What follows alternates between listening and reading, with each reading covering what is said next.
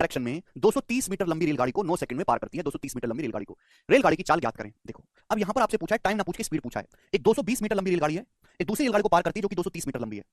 पहली रेलगाड़ी की स्पीड 72 किलोमीटर पर आवर है, 72 किलोमीटर पर आवर। तो आपसे पूछा दूसरी रेलगाड़ी की स्पीड बताओ।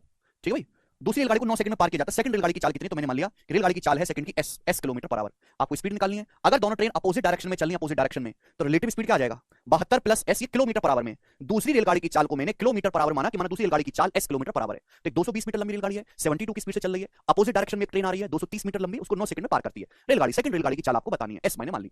ये किलोमीटर पर आवर में है, मीटर पर सेकंड में बदलना है, तो 5/18। जब भी मैं सॉल्व करूंगा एस का जो भी मान आएगा वो डायरेक्ट किलोमीटर पर आवर में आएगा। जैसे 72 लिखा हुआ है, 72 क्या है, किलोमीटर पर आवर की वैल्यू है। तो ये होगा रिलेटिव स्पीड बराबर डिस्टेंस। डिस्टेंस कितनी होगी बच्चों, 220 प्लस 230, 450 मीटर। दोनों ट्रेन की कुल लंबाई 450 मीटर है। समय कितना लगा, 9 सेकंड। दोनों ट्रेन एक दूसरे को 9 सेकंड में पार करती हैं, तो बटे 9। समझ में आया, आप बोलोगे हाँ जी सर। तो 450 बटे 9 आ गया 50। अब 5 से 50 10 बार जाएगा, 18 की 10 में गुणा करेंगे 180 आएगा, और 180 में से 72 माइनस कर देंगे, यानी कि 108, 108।